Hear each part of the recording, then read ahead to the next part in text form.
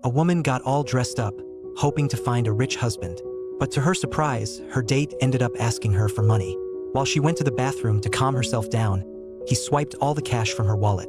Now, Annie was left without money to pay the bill. She had never felt so embarrassed before, but luckily, Dr. Williams, a guy she had met once at a party, came to her rescue. After this little encounter, she and Dr. Williams quickly fell in love and decided to get married. Even though he seemed to have controlling issues, she chose to overlook that and focus on their future together. One day, he gave her $500 to buy wedding supplies. But while shopping, she ran into a group of disabled kids and felt so moved that she donated all the money to them.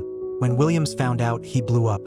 Even after she promised to pay him back, he demanded the necklace he had given her, wanting to sell it to get his money back. I will not. Give me that goddamn necklace! Give me those goddamn pearls! Williams showed his true colors, and Annie was so scared that she hurried to escape.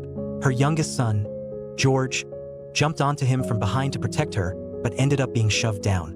Seeing her son in danger, Annie fought back. You touch my boy again, you miserable son of a bitch! I will kill you!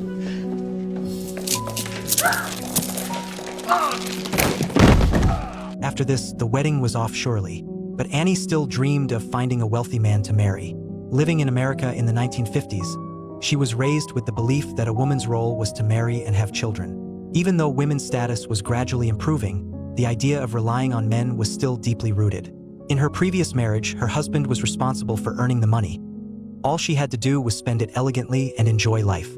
Until one day, when she returned home earlier than scheduled, she caught her husband cheating. Annie even helped zip up the other woman's dress. After that, she packed her bags and prepared to divorce her husband. But he wasn't worried at all. Instead, he urged her to be realistic, saying she wouldn't survive after leaving him. Still, Annie chose to leave decisively, then went to the bank and took all the cash and jewelry from the safe with her. What's in that cloth there? I'll take that too. She tossed the ring back into the empty safe and went to the school to pick up her two sons. Her eldest son, Robbie, from her first marriage, loved acting, embroidery, and fashion. People often said he was not man enough, but Annie never saw that as a problem. In fact, she would ask Robbie to help her pick out outfits and praise his sense of style. Her youngest son, George, was from her current marriage. He was academically excellent and mature, but he was shocked to hear about the divorce and that his mother wanted to take him away. You can't just take a kid away from his father like this. Ask any psychiatrist. A boy needs his father's influence. That is what the telephone is for. Eventually, George gave in, believing his mom would come to her senses and go back to his dad in no time. So, they hit the road in a Cadillac that had cost them most of their cash, embarking on a journey that would change their lives. Back then, people generally thought it was improper for women to drive, so Annie taught George her limited driving skills. Whoa, whoa, whoa! What did you just do? I was checking the rearview mirror. Oh, never, never look in the rearview mirror, darling. It makes no difference what's behind you. I don't even know why they put those up there. Just look where you're going and pretend that that's not even there. It was more of Annie's life philosophy than driving skills. But before they even reached their destination, they ran into one of Annie's old suitors who had once been head over heels for her. Annie thought they might rekindle their romance, but what happened next was what we saw at the beginning of the video. Encountering two unreliable men in a row gave Annie a sense of unease, but she still didn't give up. We're going home now? You know we can't do that. Why not? Because your father doesn't love me. After arriving in Pittsburgh, Annie didn't check into a luxury hotel this time. Instead, she moved into a small apartment with her sons, and their meals changed from lavish dinners to fast food. Despite all this, she remained very optimistic. Don't worry, I will find you boys a father. We have fathers, remember? It's you who doesn't have a husband. Then I'll find one of them too. However, tonight's date didn't go well either. This old acquaintance was only looking for a fling, and when Annie turned him down, he got angry and pushed her out of the car. Even after being pushed out, Annie still tried to maintain her grace. With her plan to find a wealthy husband not going smoothly, she had to pawn the jewelry her grandmother left her and actively pursued another one of her former suitors. Annie! Hi, Charlie. I see you found the place. Well, all I had to do was look for the biggest house in town. Annie thought Charlie was still infatuated with her, but to her surprise, he now had a young new girlfriend by his side. When the girlfriend saw Annie wearing gloves, she commented that her own mother always dressed that way. Well, your mother must have been a very elegant lady. It's what women in our generation did. Charlie invited Annie to a dance at the hotel at 11 p.m., suggesting that afterward, they could find a quiet place to catch up. Meanwhile, her eldest son, Robbie, also sought revenge for his mom. It's a lovely dress. Is it rayon? No. Later, George spotted a poster by the roadside and realized his dad, a band conductor, would be performing in Pittsburgh tonight. So, just as Annie was about to head to the dance, he told her he wanted to ask his dad to take him back to New York. Even though Annie tried to convince him not to go and promised that things would get better soon, George stood firm and told her to let go of those unrealistic ideas, saying she was too old for those guys. In the end, neither of them managed to convince the other, and that night, the stubborn mother and son both hit a wall. Annie got mocked by Charlie and his young girlfriend from behind, and not wanting to show up at the dance alone, she decided to strike up a conversation with someone, only to discover he was an undercover cop. And I'm arresting you for solicitation. On the other side, George was also disappointed. Seeing that his dad had a new girlfriend made him feel bitter. When he told his father he wanted to go back to New York with him, his dad used his touring schedule as an excuse to decline. To make matters worse, his father began to mock George's mother. Your mother's got delusions of grandeur. No, she doesn't. She always figured she was some kind of southern royalty, man. You know. As George was leaving, his dad gave him $100. Kid, take the money. Oh, don't be like your mother. Take it till she finds some other guy to pay her way. Did you ever love her? Mom? Yeah. Loved her a lot. You ever love me? I still love you, pal. You know, it's just, I mean, with my life on the road and all, I was never cut out to be a father. Just like your mom was never cut out to be a mother. Yeah, well, at least she tries. Feeling disheartened, George seemed to understand why his mom, despite facing repeated setbacks, was unwilling to return to his dad. After Annie was taken to the police station, she initially thought about calling her ex-husband for help, but once again, she heard a woman's voice on the other end. Any lingering hope she had for that relationship was completely crushed. In the end, thanks to a neighbor's help, she was released from the police station by morning. Annie decided it was time to leave Pittsburgh. We're not going back to Dad now, are we? You saw him, didn't you? Yeah, I saw him and he's a shit. Don't talk like that about your father. You'll regret it one day. She had lost her husband, but she didn't want her child to lose his father too. Noticing George's disappointment and hurt, Annie patiently shared a memory. When George was 2, he got sick and cried nonstop. The only thing that would calm him down was the sound of his dad playing the clarinet. So his father played it for several days straight until George got better. It's the biggest bunch of crap I've ever heard. There are some things that you are too young to understand. Such as? Such as you're not the only one who gets lonely around here. This time, they arrived in St. Louis to stay with Annie's sister. Annie's sister was tough on the outside but soft on the inside. Although she genuinely cared about Annie and the kids, she couldn't help but tease Annie for being vain. Not wanting to be a burden, Annie decided it was time to find a job. The first thing I'm doing is going out and getting a job. A job. Is this the kind of job that entails working? Even though her family thought it was impossible, Annie really did find a job as a waitress. Although it was chaotic and challenging, she worked hard to adapt until a customer harassed her.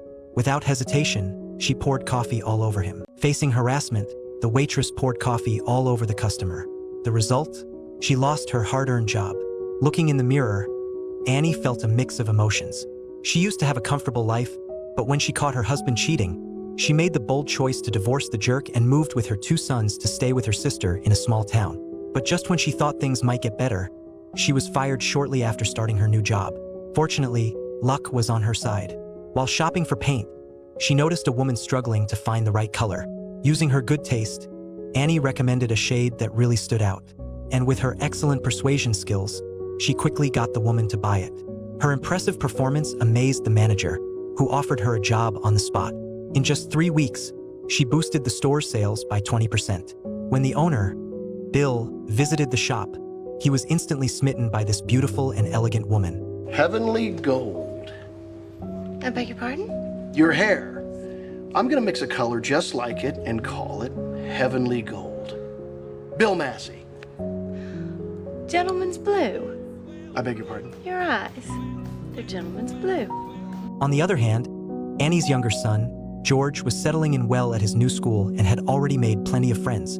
His teacher even praised his writing, saying he showed real award-winning potential. Meanwhile, her older son, Robbie, landed the lead role in the school play once again, and Bill, perfect in every way, even offered to go with Annie to watch Robbie's performance. There's nothing I wouldn't do for the boys, Anne. Before long, they held a small wedding ceremony. But just as Bill finished his vows and was about to kiss Annie, a woman suddenly showed up. Is this your sister, darling? I'm his wife. Turned out Bill had serious mental issues. Over the past 2 years, he had married 7 different women. To clean up his messes, his wealthy family usually paid off people like Annie with compensation. Devastated, Annie decided to move once again, this time to Hollywood, to help Robbie pursue his dream of becoming an actor. But George didn't want to leave. He finally had a teacher who appreciated him, friends he shared interests with. He was tired of the constant moving and wanted stability in his life. Will you stop thinking about yourself for once in your life and start thinking about what I want? I'm always thinking about you, George. Oh, this bullshit. Well, why do you think I just spent the last 4 months driving halfway around the world? Oh, I forgot. Tell me why again. Get in the car. You don't even know me. Oh, George, stop being silly. George felt his mom didn't care about him at all. He agreed to get in the car on one condition. Annie had to answer just one question about him. But when he asked about his shoe size, his dream for the future, even his favorite color, Annie couldn't answer a single one. Finally, George asked one last question. Did she know his favorite book? Over the past 2 years, he had mentioned it many times. I don't know what your favorite book is. It's Catcher in the Rye. We have a winner.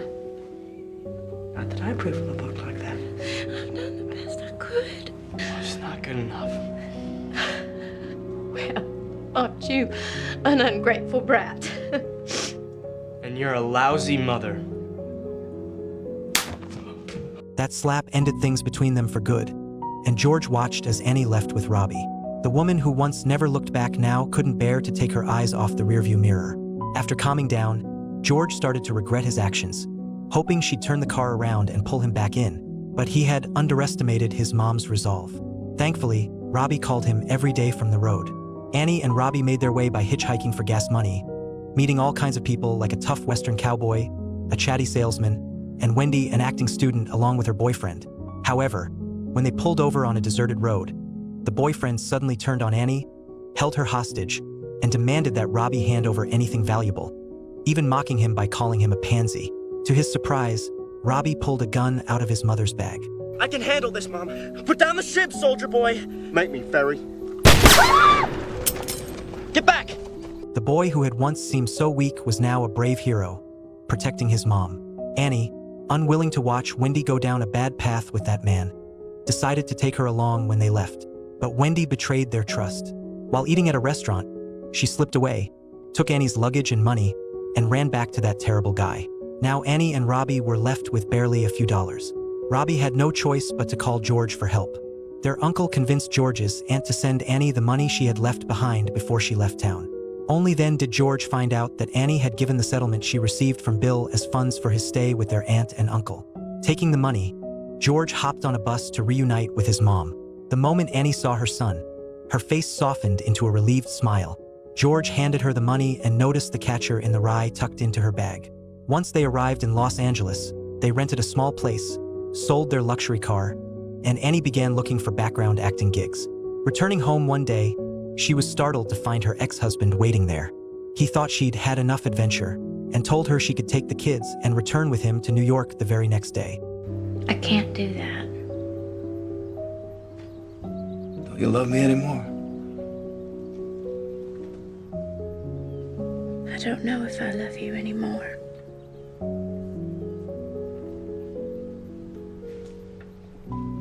But I do know that I don't need you anymore. Even though there might still be love between them, some things just can't be fixed. While working on set, a chance encounter introduced Annie to a producer who helped her secure an audition opportunity for Robbie. Just when they thought life was getting better, Annie received the heartbreaking news that her ex-husband had died suddenly from a heart attack. Strapped for money, she could only apply for a discounted flight to attend the funeral, leaving George to go back alone. The principal at George's old school said he could offer him a full scholarship if he returned. A friend of his father's was also willing to provide him with a place to stay. New York's my home. I know it is. And everybody knows if you want to be a writer, you have to live in New York. Annie was no longer the mother who knew nothing about her son. She had learned to let go out of love. However, when George returned to his old life, he realized that after his adventurous journey, he felt out of place in the mundane routine. He suddenly understood that home was wherever his family was. So he went back to Los Angeles. Today was Robbie's first official acting opportunity. However, filming was different from theater, and his performance was lackluster.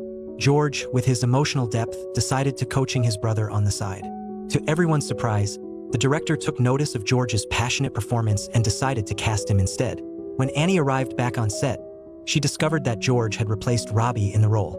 I made the mistake of leaving once, but I'm home now. And I ain't going anywhere.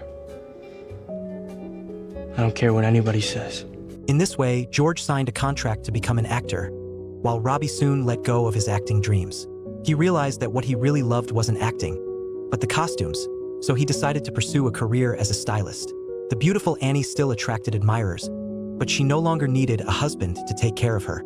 Annie's sister had once been envious of her life, believing that life favored the beautiful. However, the reason Annie could live so well was... Well, that's because I have faith in the world. The film, titled My One and Only, is based on the real-life experiences of George Hamilton. It was his mother Annie's bravery and passion that opened up an unexpected journey for him. In the years that followed, George Hamilton starred in several classic films, becoming one of Hollywood's famous stars. However, the true protagonist of this movie is his mother, a woman who once relied on others to survive. Faced with life's changes, she had the courage to leave and steadfastly embrace the belief of moving forward without looking back. Although she tried to find someone to shelter and rely on throughout her journey, she ultimately realized. What we found instead was that we didn't need anyone else, that we could take care of ourselves just fine. Feel free to share your thoughts on this movie in the comments section. See you in the next movie.